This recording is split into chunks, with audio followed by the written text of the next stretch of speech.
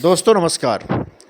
मैं आपका दोस्त, आपका होस्ट, आपका साथी गणेश झा आज फिर से आपके सामने एक नई विचार, एक नए विषय को लेकर आया हूं, जो कि आप स्क्रीन पर देख रहे हैं। ये जुड़ा हुआ है शिक्षकों के स्थानांतरण से और ये मेरा विषय है, क्या सचमुच में यही शिक्षक सम्मान है? वो शिक्षक जो समाज का रीढ़ होता है, जो समाज का निर्माता होता है, जो राष्ट्र की रीढ़ के रूप में काम करता है, आज खुद से असहाय, उपेक्षित महसूस कर रहा है। क्या यही है शिक्षक सम्मान? बिहार में हजारों सरकारी शिक्षकों के ट्रांसफ़र ने एक बड़ा सा सवाल खड़ा कर दिया है। क्या सरकार उनकी सुन रही है? शिक्षकों का जो स्थानांतरण हुआ, ये स्थानांतरण कम और एक बड़ा विवाद, एक जटिल विषय बनकर सरकार के सामने आ खड़ा हुआ है, जिसकी ज़मीनी हकीकत मैं आपके सामने आज साझा करूंगा। ये शुरू होती है साल 2025 की गर्मियों में। बिहार शिक्षा विभाग ने लगभग 1,90,000 शिक्षकों के ट्रांसफ़र की प्रक्रिया शुरू की। सरकार ने यह दावा किया कि यह प्रक्रिया डिजिटल, पारदर्शी और निष्पक्ष होगी।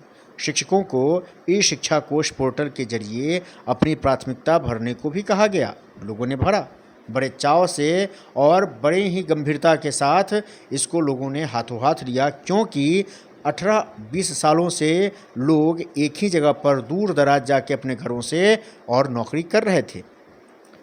लेकिन जल्द ही सामने आने लगी वो विकट समस्याएं, जिसमें कई जिलों में तो तकनीकी खराबियां आई, पोस्टिंग की सूचनाएं देर से दी गईं, महिला शिक्षकों को दूर दराज जगह भेजे जाने की भी शिकायतें आई। ऐसी महिलाएं आईं, इनकी ऐसी शिकायतें आईं कि लोग रुधे हुए आवाज़ में, रोते हुए अपने आप की आप बीती को लोगों के सामने, औरों के सामने, चैनल्स के सामने साझा करती नजर आई हैं।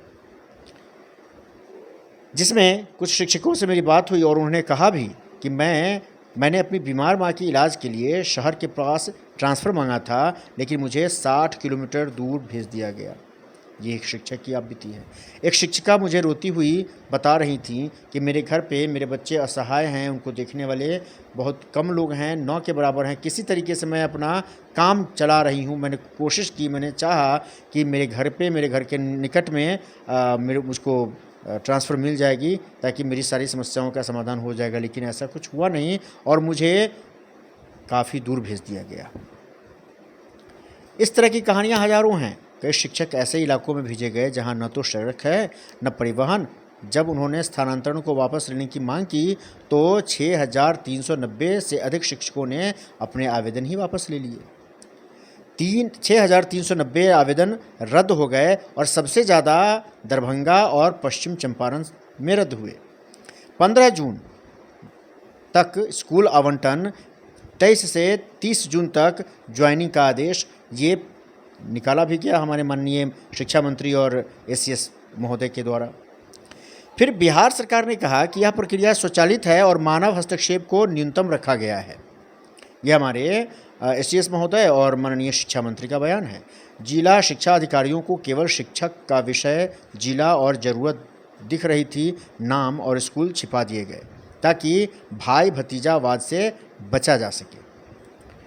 सरकार ने यह भी दावा किया कि 1,30,000 शिक्षकों को प्राथमिकता के आधार पर पोस्टिंग मिली। महिलाओं को एसएमएस से सूचना भी दिया गया, उनको सूचित किया गया। कैंसर, गंभीर बीमारियों वाले शिक्षकों को विशेष वरीयता दी गई, लेकिन ऐसा ज़मीनी हकीकत बहुत कम देखने को मिला। लगभग 10% से 15% लोगों को ही उनके ऐच्छिक स्थानों पर तबादला मिला है। लेकिन ज़मीनी हकीकत कुछ और कहती है। सैकड़ों शिक्षक बिना कारण सुदूर गांवों में भेजे गए, पति पत्नी दोनों शिक्षक, लेकिन अलग अलग जिलों में ट्रांसफ़र।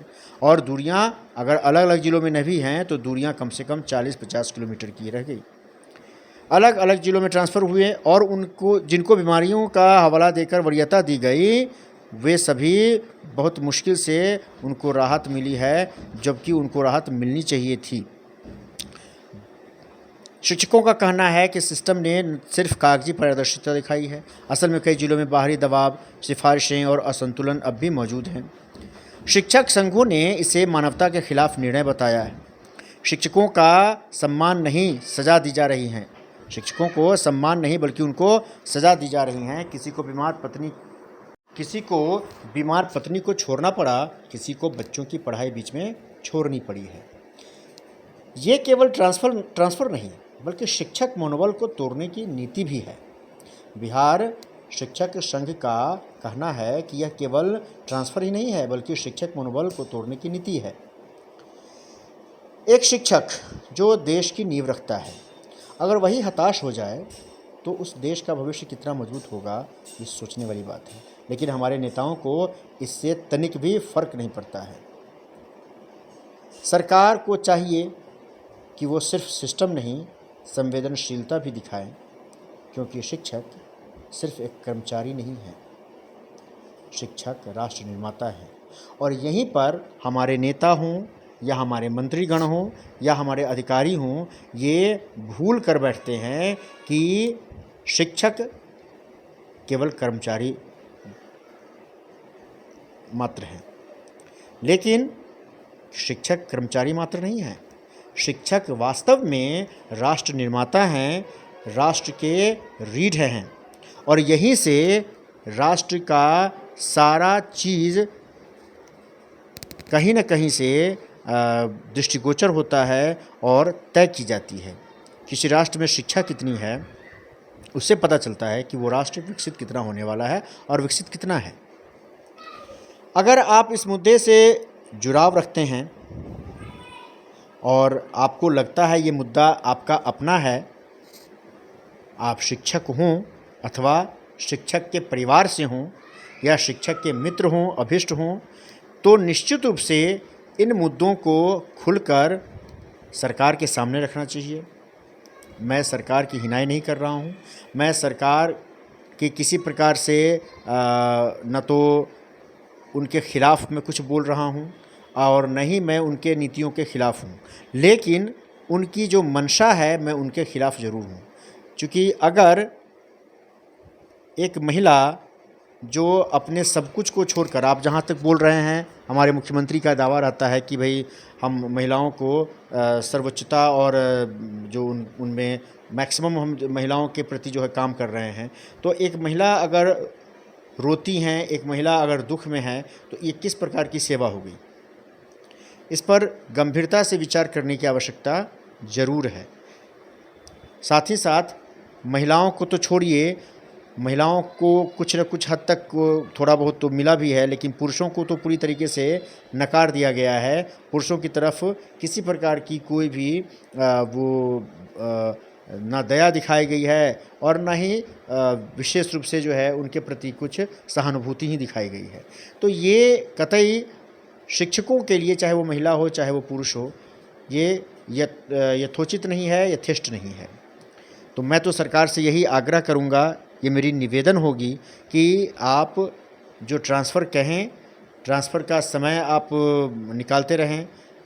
लगभग 2 महीने 3 महीने से 2 महीने से लगभग आपको समय आजकल करते रहे हैं। 15 तारीख से आपने कह के 19 तारीख को आपने ये दिया है ट्रांसफ़र, और इसके बाद 20 तारीख तक 21 तारीख तक ट्रांसफ़र हुई है और उसके बाद अब तक रुकी हुई है। तो इससे हमारे जो पुराने शिक्षक हैं, जो नियोजित शिक्षक हैं, जो आज विशिष्ट शिक्षक बने हैं, उनको बहुत ज़्यादा हताशा हाथ लगी है। जो बीपीएससी वाले शिक्षक हैं, जो हमारे बंधु हैं, उनको भी हताशा हाथ लग रही है, क्योंकि बहुत दूर दूर से आके और वो यहाँ पे अपनी सर्विस दे रहे हैं। तो ये हताशा में ना तो वो पढ़ा पाएंगे और न ही ये बच्चों का विकास ही हो पाएगा, और शैक्षणिक स्तर पर हमारा जो राज्य है वो पिछड़ता चला जाएगा।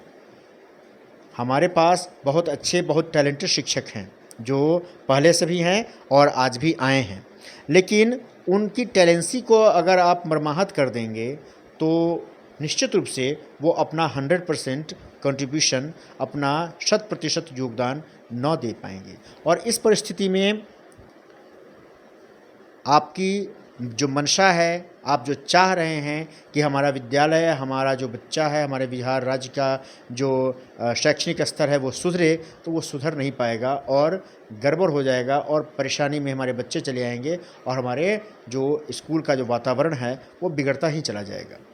तो मेरी सरकार से यही दरख्वास्त है, यही हमारी गुजारिश है कि इस पर विशेष आकृष्ट करते हुए अपने ध्यान को, इस मुद्दे को जल्द से जल्द निपटाया जाए और यथोचित और उपयुक्त जगहों पर जो उन्होंने विकल्प दिया है उन पर अपना ध्यान देते हुए उन्हें वो आवंटित किया जाए विद्यालय जहां वो जाना चाहते हैं, या फिर नज़दीक के विद्यालय में उनको दिया जाए जहां पे उनको कार्य करने में आसानी हो और खुशी खुशी अपने आप को वहाँ पे वो योगदान दे सकें।